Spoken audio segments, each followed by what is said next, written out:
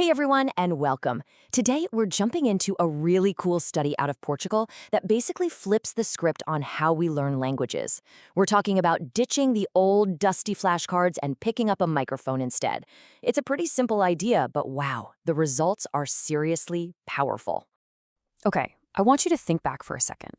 Back to that language class you had in school. What's the first thing that pops into your head? For a lot of us, right, it's that feeling of just repeating words over and over, the anxiety of a pop quiz, and this nagging sense that you're not actually learning to speak, you're just learning to pass a test. I mean, we all did it. We stared at those vocabulary lists, just trying to cram the words into our brain. It felt like a one-way street, all about memorization, all about input. But let's be honest, did that ever really translate into feeling confident in a real conversation? Yeah, probably not. And that is the exact question this study gets at. What if we totally change the focus from just consuming information to actually creating something with it? What if the goal wasn't just to know a word, but to use it in a way that actually matters to you? And hey, maybe is even fun.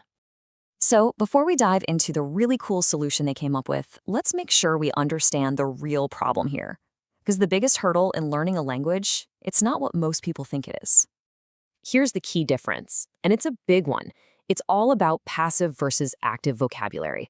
So you might see the Spanish word bicicleta on a page, and your brain goes, oh yeah, that's a bicycle. That's passive knowledge.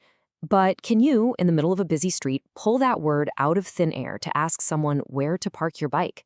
That's the active part, and that's where things usually fall apart for us. Okay, and this is where the study gets super interesting. These researchers in Portugal decided to tackle that active vocabulary problem head-on, and they used a really powerful teaching philosophy paired with a tool that's surprisingly simple: podcasts. The whole thing is built on an approach called task-based language teaching, or TBLT. The idea is so simple but so smart. Instead of learning grammar rules just for the sake of it, you start with a real-world task you need to complete. The language isn't the goal itself, it becomes the tool you need to reach the goal.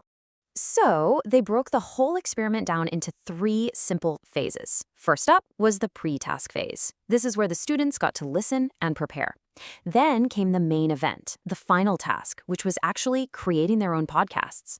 And finally, you had the post-task phase, for sharing their work and talking about it. So, what did that actually look like in a real classroom? Let's pull back the curtain and see exactly who was involved and what went down in this experiment. The study group was made up of 25th graders from a public school in southern Portugal. And get this, these kids were total beginners. We're talking an A1 level of English. Their project, which lasted 15 hours, was all built around a fun theme, all fun and games. Now, take a look at how they broke down the time here.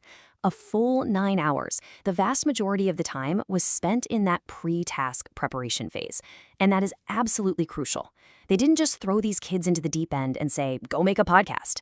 No, they spent a ton of time building a solid foundation, getting them comfortable with the words through listening, playing games, and working together. By the time they actually hit that record button, they were totally ready. All right, so after those 15 hours, did this whole podcasting thing actually work? Well, the results weren't just positive. They were honestly kind of transformative. I mean, this slide really says it all. Look at this. A student went from a super basic sentence, I like football, I like TV, to something way more complex and natural. This isn't just about learning more words. It's about a huge leap in their ability to actually express themselves, to communicate a real thought. And this chart just gives us a crystal clear picture of that growth. Their lexical variety, which is just a fancy way of saying the range of different words they used, shot way up. They weren't just stuck on repeat, using the same few phrases. They were exploring the language, trying new things and finding new ways to say what they meant. So what did the students themselves think about all this?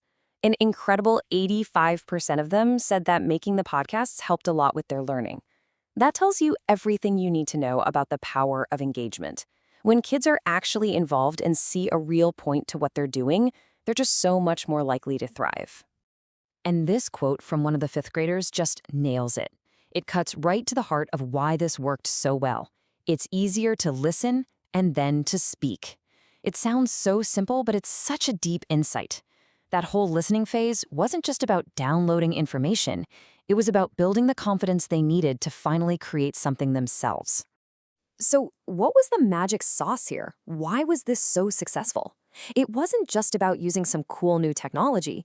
The real reason it worked goes a lot deeper, down to the core principles of how our brains actually learn. The podcasting tech was really just the vehicle. The real power came from this massive shift in the teaching approach. This was all about moving away from being a passive listener to being an active creator, and doing it all in a context that actually meant something to the students. Let's break down the keys to their success. You had multimodal exposure. They were hearing the words, seeing them, and speaking them. Then there was meaningful repetition. They weren't just chanting words, they were using them for a real reason. Of course, there was active engagement. They were making something, not just consuming it. And finally, it was all contextualized. The language was tied to a real-world task that they actually cared about. So if there's one big idea to take away from all this, it's the incredible potential we unlock when we shift from a model of passive memorization to one of active creation. It's really about empowering students to not just be sponges for knowledge, but to be architects who build something new with it. And that brings us to a much bigger question, doesn't it? This study was about learning a language, sure, but you could apply this principle to almost anything. So what if we started to redefine what learning even means? What if it's not about how much we can remember, but about what we can create? How would that change everything? Our schools, our jobs, our world?